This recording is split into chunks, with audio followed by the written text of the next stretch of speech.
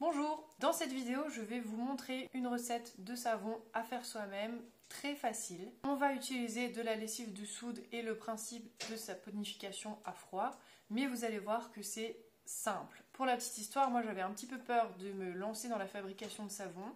C'est une amie qui m'a montré un jour comment on faisait, qui m'a montré avec quelle application elle créait ses formulations de savon. Donc ça c'est l'objet d'une autre vidéo qui est sur ma chaîne également, sur comment apprendre à créer la formulation de son savon.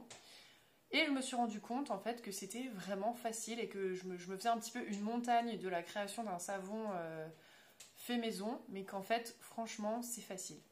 Donc là je vais vous montrer la vidéo pas à pas. Comme je vous le disais, si vous avez envie de tester des recettes vous-même, n'hésitez pas à aller voir mon autre vidéo sur l'application Mandroulandia qui permet de créer vos propres recettes.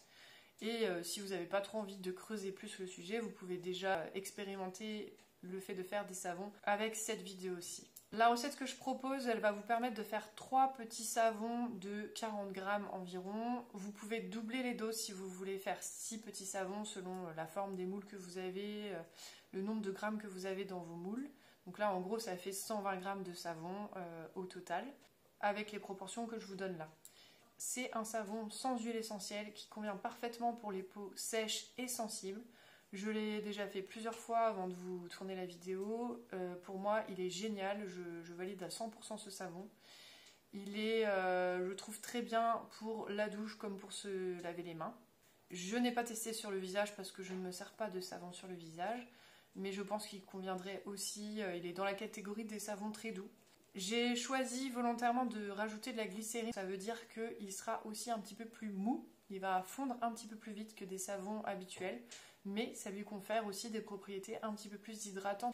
Et moi c'est vrai qu'avec les savons habituellement, j'ai tendance à avoir la peau qui se dessèche un peu, et pas avec celui-là. Donc franchement, je suis très contente de ma recette, très contente du résultat. Il n'y a pas de parfum, il n'y a pas de mica, de colorant, il n'y a rien qui peut rendre le savon un petit peu funky, entre guillemets. Mais c'est volontaire, c'est pour que ce soit la recette la plus basique possible et qui puisse être adaptée au plus grand nombre possible, y compris si vous avez des allergies, des problèmes de peau, de l'eczéma, de la peau, une peau atopique, une peau sèche. Voilà, j'ai voulu faire quelque chose qui va pour le plus grand nombre, y compris pour moi, parce que moi j'ai pas mal d'allergies, j'ai la peau sensible, je peux avoir de l'eczéma, etc. Donc normalement, ça devrait convenir au maximum de personnes. Et donc vous allez voir que c'est assez facile à mettre en œuvre, et je vous laisse tout de suite avec la recette. Donc voici les accessoires dont vous allez avoir besoin. Des gants pour protéger vos mains, parce que la soude ça peut vraiment faire du mal. Un masque pour le visage, j'ai pris un très vieux masque, les premiers masques anti-Covid qu'on avait. J'utilise la balance de précision Aromazone parce que je la trouve très bien et un tupperware en plastique haut pour éviter les projections quand on va mixer par la suite. Il est conseillé aussi de mettre des lunettes en plastique de protection, des lunettes de soleil, en tout cas quelque chose pour protéger vos yeux. Ensuite, on commence donc en mettant au niveau des ingrédients 60 g d'huile d'olive, de la glycérine à hauteur de 3 g, 20 g d'huile végétale de coco. J'utilise un moule qui vient de chez Aromazone où on peut faire plusieurs savons de 40 g environ avec différents types de formes. Bon là il y a des petites expériences en cours, mais avec le grammage que je vous donne là, on peut faire 3 savons, donc il y a encore assez de place. Si vous avez envie, vous pouvez doubler les doses. Donc ensuite on utilise de la lessive de soude liquide que j'achète en supermarché ou en magasin de bricolage à hauteur de 36 g. Ensuite je vais vous présenter également le mixeur que j'utilise, qui est un très vieux mixeur qui vient de ma grand-mère et que j'aime bien utiliser pour faire mes savons. Et c'est parti pour le processus de fabrication. Donc on fait un savon olive coco avec un surgraissage de 9% et un contenu total en glycérine de 9,4%, sachant qu'il ne faut pas dépasser 10%. N'hésitez pas à aller voir ma vidéo sur la façon dont je procède pour créer les formulations des savons. Et c'est parti, donc je prends mon tupperware haut en taille, ça c'est pour, comme je vous disais tout à l'heure, éviter les projections. Et donc je vais commencer en mettant 60 g d'huile d'olive. Donc là, c'est de l'huile d'olive biologique que j'ai acheté au Lidl. Je crois j'essaye de prendre quand même une pas trop chère pour faire des savons, mais biologique quand même. Ça marche très bien aussi si elle n'est pas biologique, ça c'est vous qui choisissez. Ensuite, je vais mettre 20 g d'huile végétale de coco. Ici, c'est celle bio de chez Lidl également, mais vous pouvez prendre Aromazone ou n'importe quelle marque. Ensuite, je vais ajouter mes 3 g de glycérine. Donc, moi, j'utilise la glycérine de chez Aromazone.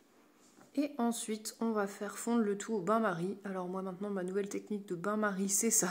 Je fais chauffer de l'eau dans ma bouilloire, je mets dans une petite casserole, je pose la casserole sur un dessous de plat et je mets pas très longtemps mon tupperware dans l'eau chaude bouillante. Ça suffit pour faire fondre les huiles et surtout, dès que ça fond, j'enlève tout de suite pour pas dénaturer au maximum les bienfaits des huiles végétales en les chauffant trop longtemps.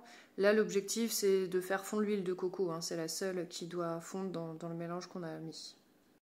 Voilà, je coupe au montage. Je vous montre juste le résultat. Une fois que tout est bien fondu, du coup, je retire mon tupperware du bain-marie.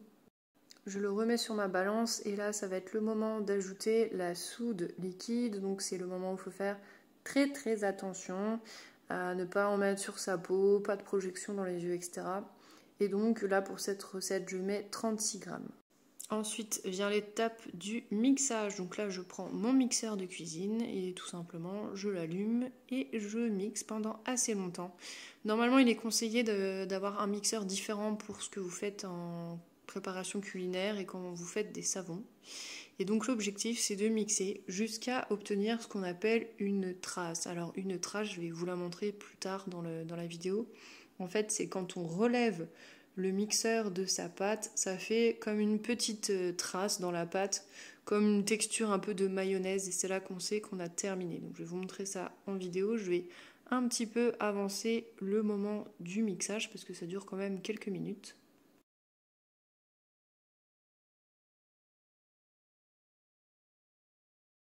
Et donc là, on arrive en fin de mixage, on commence à voir que la texture ressemble à une mayonnaise un peu épaisse.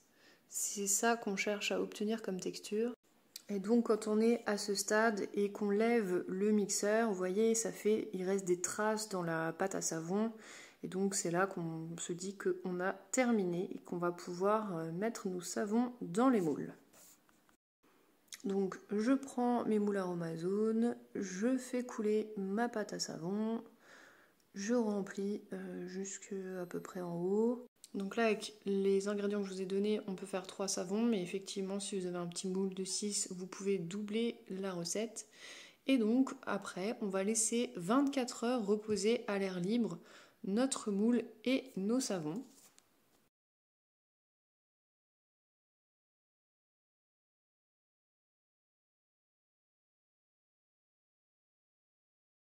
Au bout de 24 heures, voilà ce que ça donne. Ne prenez pas en compte celui qui est tout à droite, c'était une autre expérience. Et on va du coup démouler les savons et les mettre dans une boîte en métal dans laquelle on va les laisser sécher encore 6 semaines avant de pouvoir les utiliser. Et c'est seulement au bout de ces 6 semaines qu'on pourra s'en servir.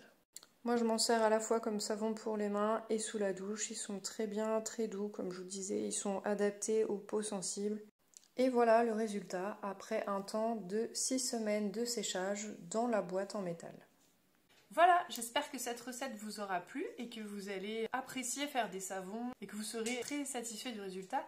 N'hésitez pas à me partager en commentaire vos propres recettes de savon si vous en avez, si vous avez déjà essayé, vos questions si vous en avez ou vos commentaires sur cette vidéo qui j'espère vous plaira et sera assez intéressante. J'ai d'autres vidéos sur ma chaîne de recettes de cosmétiques faits maison.